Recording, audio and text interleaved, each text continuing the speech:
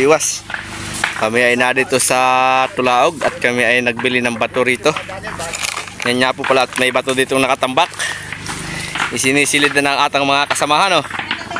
Si Alger, si Ernesto, si Isaac at si Tan TV. Nakasako na yung iba natin mga kabiwas. Ako ang nagsako ng iba. Sila yung namimili.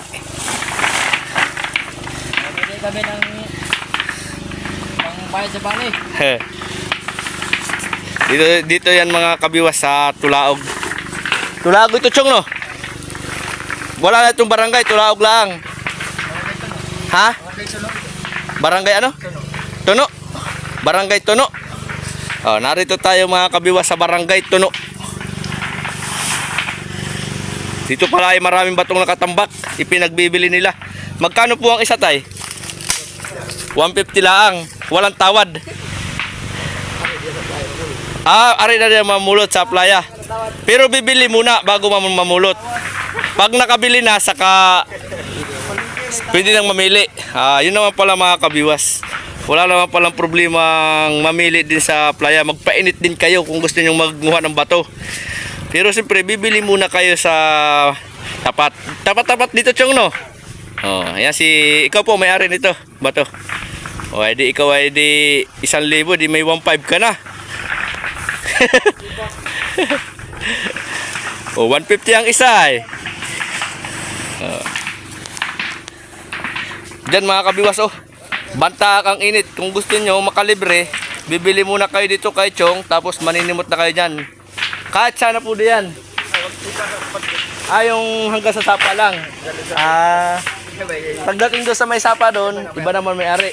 Bibili ulit doon para makapamili din sa tapat. Gano'n pala ang diskarte. Ano ito, Chong? Kinahakot ninyo ito ng yung paglabas ang mga bato. Pag malaki alon.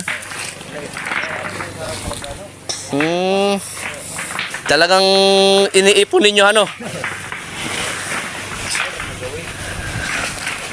Ay di, yan lang ang tambak mo, Chong, na bato. Marami pa. Yung nakita ko doon sa may kwan. Mayroon sa may damuhan. May nakatambak pang bato. Sa iyo rin po yun. Maraming kakakwarta yan, Chong. Madali lang dito ang kwarta kapag masipag ka manimot ng bato, mga kabiwas. Dahil si Chong, ang trabaho yata dito ay manimot lang ng bato, ay. Pag maraming bato, Chong, ano? Extra income, ano?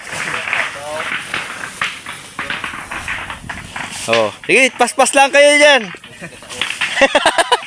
Ay, tapos na ako magtrabaho, ha? Nagtrabaho na ako.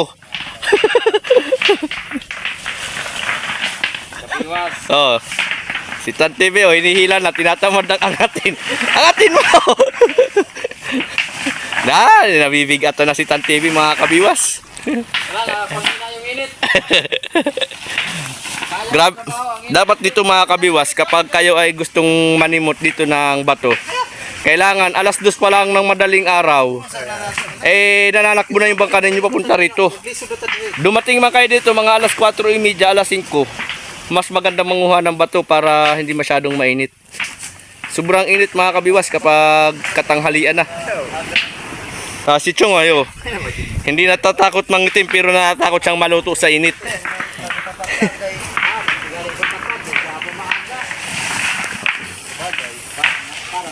Magkano, Chong, ilan bato ang binili ni Kapitan? 2,000. 2,000 tapos sa ha? Mamumulot. Ayan, mga kabiwas, oh.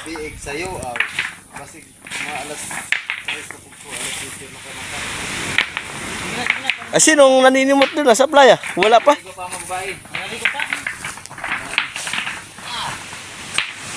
Pagkahayahay.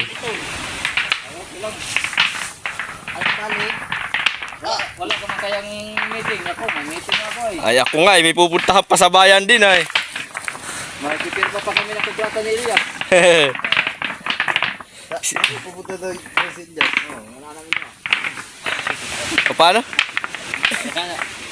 Oh, yeah, yeah, yeah. Oh, bubuhat ka na, Tan? Ha? Hindi ka naman kayo series. Ang series ko muna sakyan.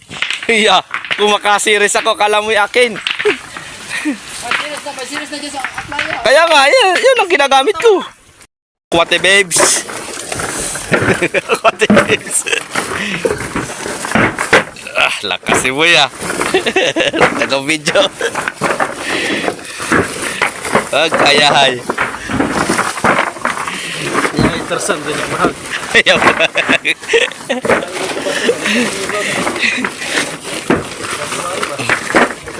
Ayo. Sana mata, nagbalik mata. Upya, sige lang. Sabi mo, mag-ahot sila. Oo. Mainit po. Undi pa pati, malayo man pati ang hakutan, kay undin. Sana pagandaan. Tama lang, isa.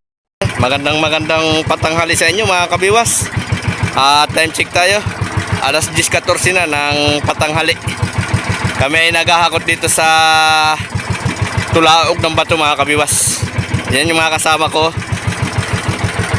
Ako ang service boat mga kabiwas, series. Tayo ang nagkukuhan. Gumagamit ng sirisan. Tayo maghahakot ng bato. Si Kuya Janjan, ang taga-pigil lang atang service boat. Hayahay, kay sige mo kabuntog sa dagat. Fresco lang. Panay ang whiskey. Wala yung whiskey. Hintayin natin mga kabiwas yung atang kasamahan. Maghahakot sila. Biwas, tayo po ay nandito. Pupunta po kami sa Sapa. At nandun po sila mama. Yan po, tingnan nyo naman yung tanawin. Ang ganda-ganda.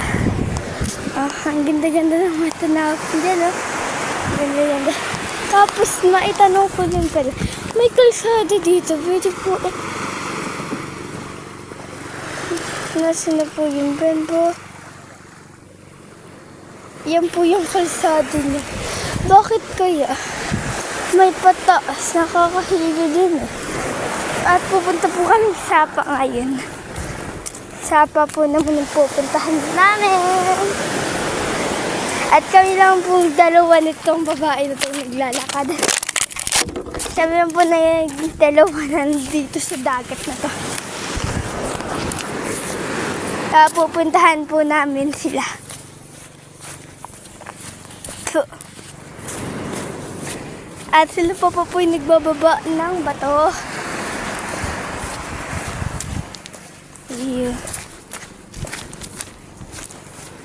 Kami lakad na lang yung lakad. Yung mga nanay at yung mga pinsan ko nandun sa bahay, di sila kasama. And syempre hindi po kasya sa motor. Kasi po yung bangka ng kapitan nandito po sa Binulasan. Kaya po hindi sila kasama.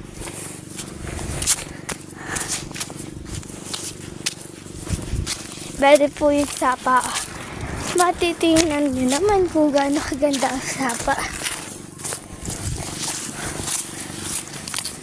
Mr. ko. Ganda po ng Sapa. Ayan. Ang mga Sapa, naghihintay na po. Sapa po yan. Sapa. Sapa po yan. Ito po. Kaya mahirap lang po bumaba. Makakad, baka tayo madulas. Malalim po siya. Sa tingin niyo lang po mababaw, pero malalim po. Papakita ko lang po sa inyo ang daan. Yan po. Ayan.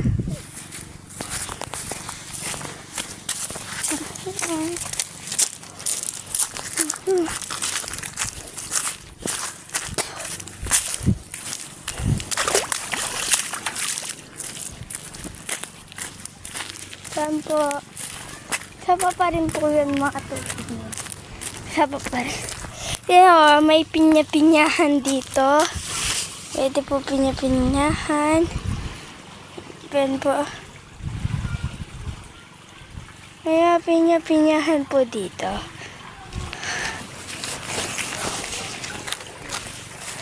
Mahirap po dito dumaan.